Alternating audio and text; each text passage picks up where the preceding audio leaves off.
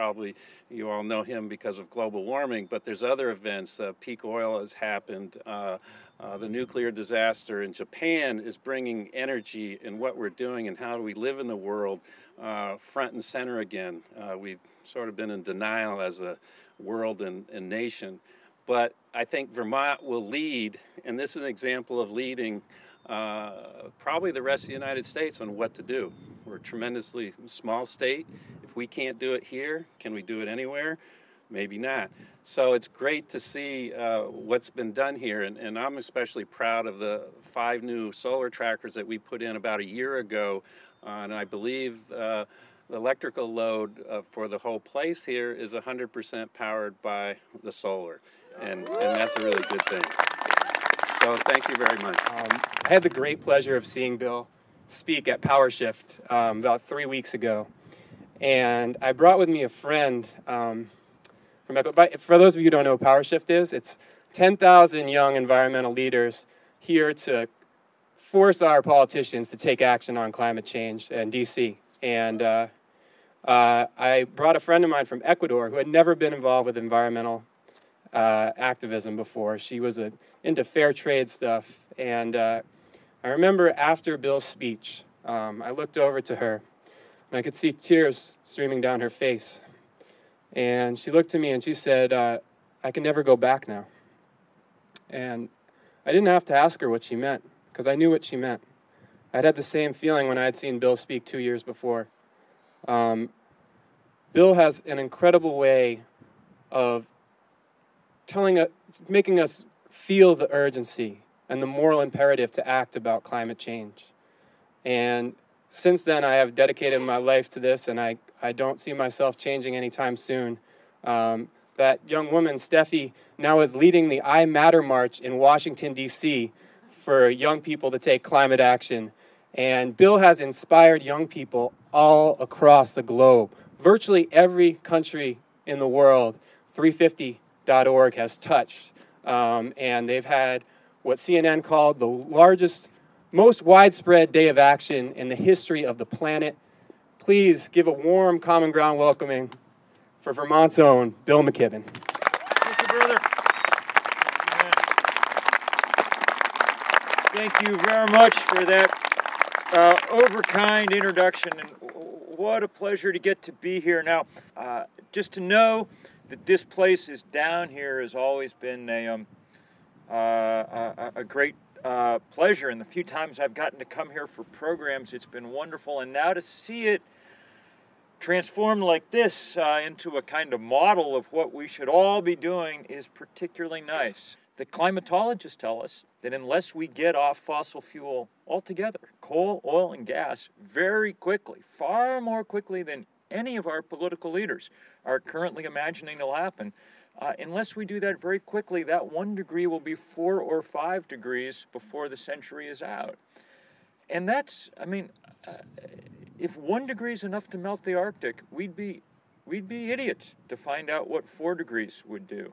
But we're gonna find out unless we take dramatic, powerful action soon. And some of that action is just the kind of action that's going on here at the Common Ground Center. And that's why it's so beautiful to see those trackers and the PV panels over past the parking lot, and why it's so great to see that solar hot water up there on the roof. This stuff helps enormously. It's stuff that 20 years ago, when we got up to give talks at Earth Day and things, we'd talk about solar and wind power with our fingers crossed, because it wasn't quite ready for prime time yet, you know. But thanks to engineers and entrepreneurs like David Blittersdorf, for instance, now it really is. Now we know how to do this stuff. Now we can do it, because those solar panels there will not only provide all the power that this place and all the hot water that this place needs, they'll also educate thousands of people a year as they come through this place and show them that it's entirely possible to be doing it, and remind them to be doing it on their own places all around the world. When I saw those hot water panels when I got here today, the first thing that flashed through my mind was going to I've just finished a long piece for National Geographic about China and energy. So I've been spending a fair amount of time in China. And in China, there are now 60 million of those solar hot water arrays on buildings. There are whole cities where every single apartment building has those solar hot water arrays. 250 million Chinese, when they take a shower at night, the hot water is coming off the roof. So almost the population of the US, compared with this country where it's well under 1/4% of people who have solar hot water, you know. And I was at the factory of the guy who runs the big company called Hemin Solar that's installed more of this stuff than anybody else. It's run by a great visionary guy, the sort of Chinese equivalent of David, a guy named Huang Ming. Wonderful guy. And he's also really rich now. He made a lot of money. And he has a private museum next to his office. And he took me in to show me and part of it was just kind of nutty stuff like you sometimes see, sort of higgledy-piggledy, like busts of Voltaire and Rousseau and like great men of history and things. But the pride of place in this museum was given over to a solar hot water panel. It was a solar hot water panel that Jimmy Carter had installed on the White House in 1978 and that Ronald Reagan took down in 1983 or 84 because he wanted, you know, manlier forms of energy up there. None of that sissy solar stuff. And he said, you know, every time I look at this, I'm reminded that you guys owned this future and you decided not to pursue it, you know. And we really hope that you get back to doing it. Well, that's a really important hope all around the world. And the thing that it reminds us of is that it's incredibly important for us to work locally, to do all the things we can in our own camps and homes and offices. And it's incredibly important to work at the kind of local level in places like Montpelier. There's a big bill up for a vote in the state legislature on Monday that will make it much easier for people to do solar power across the state. But that it's also not possible to solve these problems in any one place, okay? We can build, and I think we will build, the best local agricultural system in the whole world, for instance, here in Vermont over the next 10, 15 years. You can already see it taking real shape in place after place. But if we don't solve this problem we face all over the world, it won't do us much good. Because you can be the best organic farmer the world ever saw. And if it rains 30 days in a row, you know, you're not growing anything. And so we also have to save a little bit of our energy, not just for working close to home, but for joining together with people all over the world to build the kind of political force that might really allow us to make the big changes we have to make in the short time we have to make them. And the only message I want to bring you is just the kind of message that there are people all over this planet doing things just like this and thinking about them in the same ways. At 350.org last fall, we did this thing called the Global Work Party. And we had people all over the world putting up solar panels, digging community gardens, laying out bike paths and things. And at the end of the day, we had them all, everybody was supposed to put down their hammer, put down their hoe, pick up their cell phone and call whatever they had. President, Prime Minister, Politburo, whatever it was, and just say, look, we're getting to work, what about you? Try to put some real political pressure on people to change. 7,400 places around the world in 189 countries. Every country in the world except North Korea, people were taking part in that. And I've spent an awful lot of time and an awful lot of carbon traveling around the planet the last 3 years, meeting all those kind of people. And it's always the most amazing privilege and honor to be in their company. Because they fight, like we all have to, with no guarantee that we're actually going to win this fight. We've waited pretty long to get started, and the forces on the other side, the fossil fuel industry, are pretty damn strong. And it's not at all clear how it's going to come out.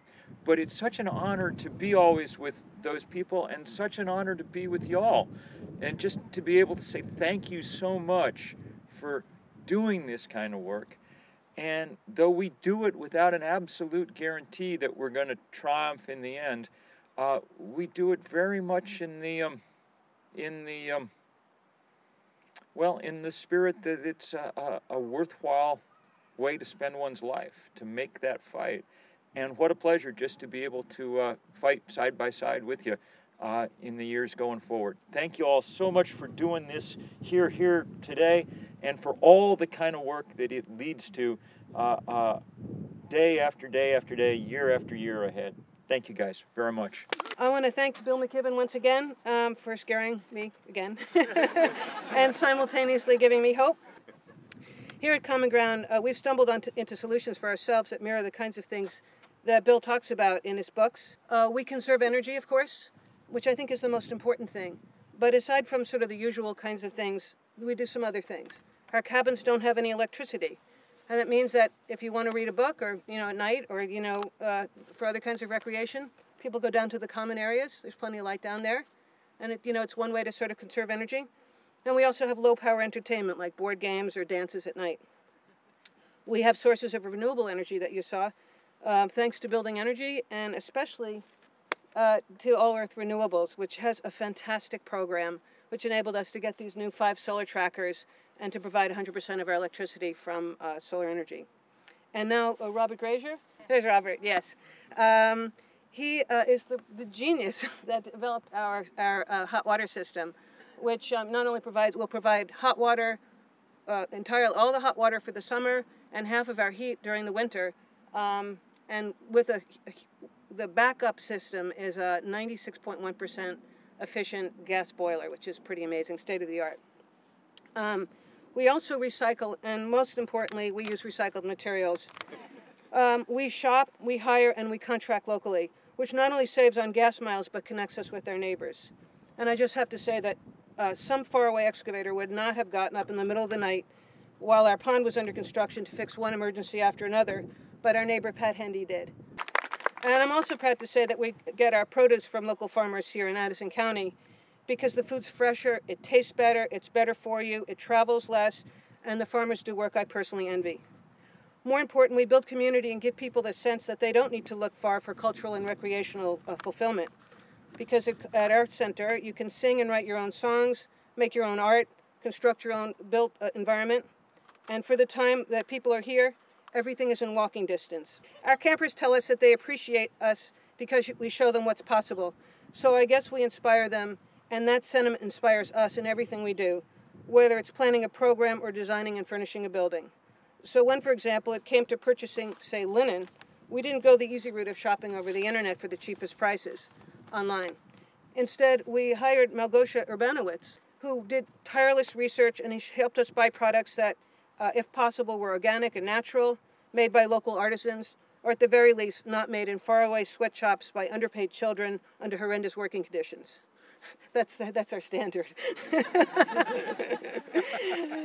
It cost more money and it took more time, but in the end, preserving our communities and our planet was more important than saving a buck. So thank you for coming here today. It really is an important occasion in the evolution of Common Ground. We started off as a 2-week family camp at a rented facility 18 years ago, and now we are a year-round nonprofit family and retreat center at our own beautiful 700-acre site. Yeah! The Eco Lodge is a testament to our commitment to having a facility that is comfortable, attractive, and sustainable. So it's a beautiful day, and thanks for coming. We're going to play a song by my mom, Rachel Bissix, who most of you know.